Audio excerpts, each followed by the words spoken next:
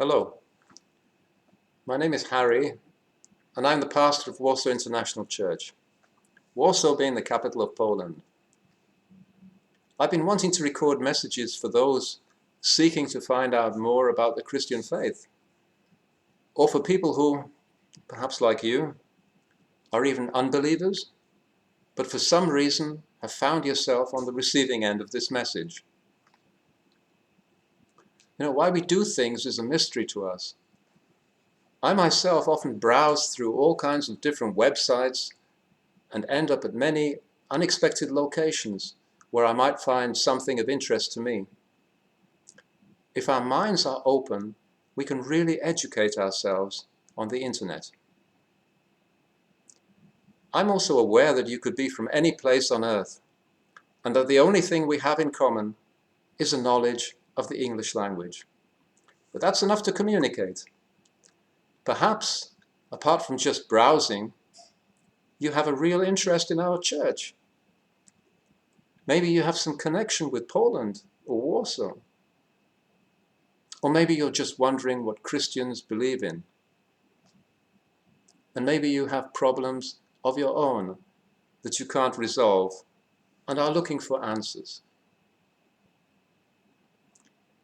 The whole world has been turned upside down these past few months.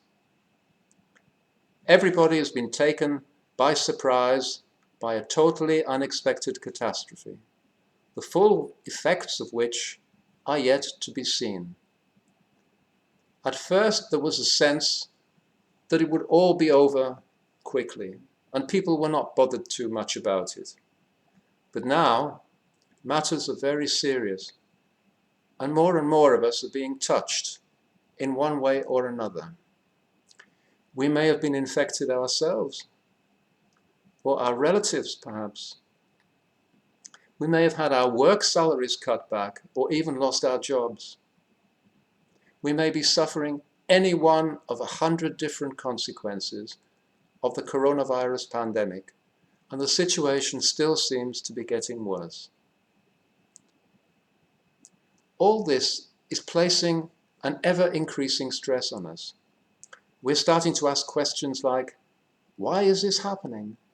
Does God exist? If so, why is he allowing this? Is this the beginning of the end of the world? What do Christians believe about this? And dozens of other questions. We're asking questions many of us had never asked before. Many of us have lived comfortable lives for so long that we are now finding it stressful to cope with the uncertainty that the coronavirus has brought with it. We ask, what will happen to me? What will become of my plans? Is my philosophy of life the true one? What happens if I suddenly fall ill and start suffocating? Is there more than just this life? If God exists, what does he think of me? Will he accept me or condemn me? Have I scored enough points and done enough good deeds to be accepted by him when I die? When I was much younger, I would ask myself such questions. I tried to persuade myself that God does not exist. If God didn't exist, then it would make almost everything much easier to explain. I would have thought that by an amazing coincidence, I came into this world, and if I'm lucky, I would live a long and happy life, and then hopefully die a gentle death, and that would be the end of me. Very simple, modern-day thinking. But there was one issue that kept paralyzing me: my own death. I knew that the years would pass by gradually, and then I myself would be like those helpless elderly people in care homes. When I looked at them, I saw myself in the future, and then I too would die. I personally couldn't contemplate the idea of ceasing to exist completely. It didn't make sense to me. I arrive in the world by chance. I learn to live, I learn to laugh, to love, to make music, do other things, and then I die, and it's all over.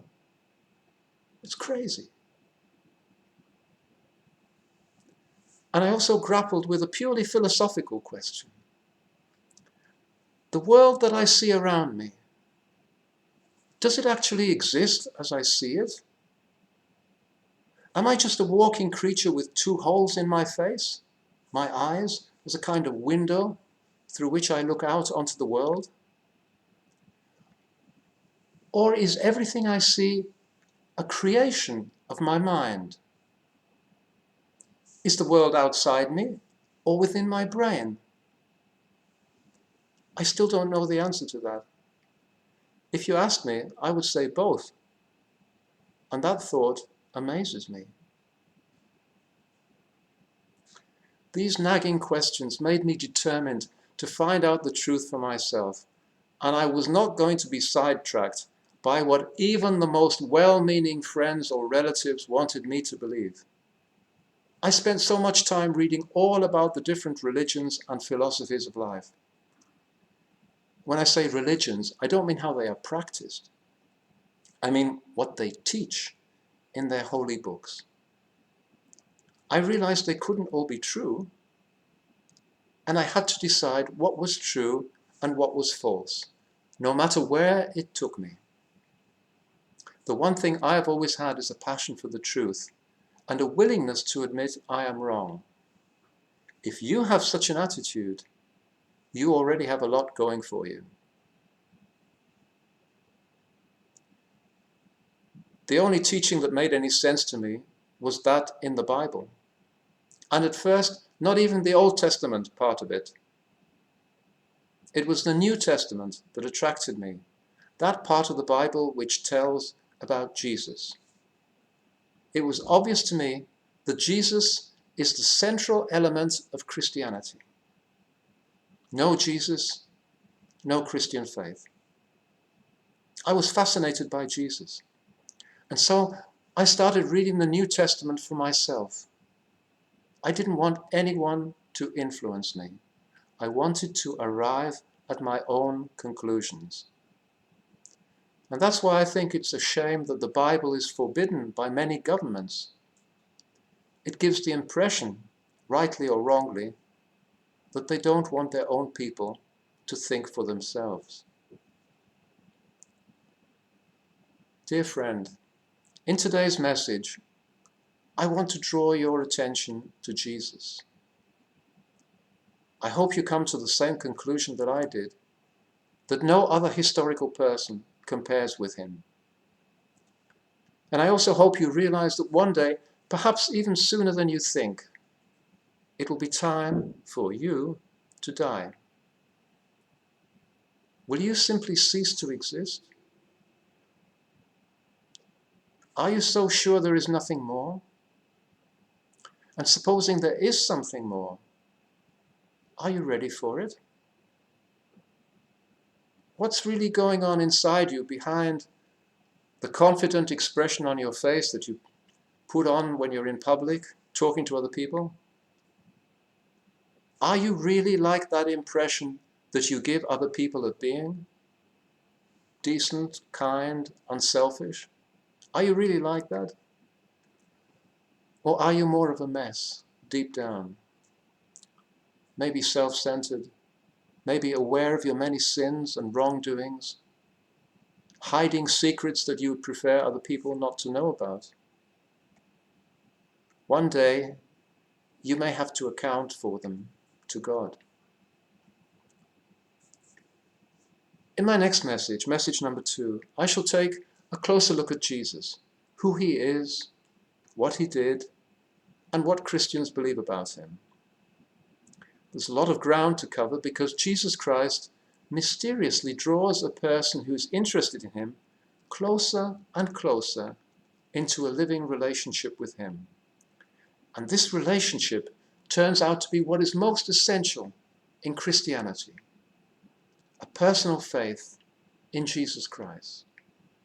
And yes, you guessed it, it's a faith in Jesus not as a dead man who died 2,000 years ago, but as someone who is still very much alive. May God bless you, and thank you for listening.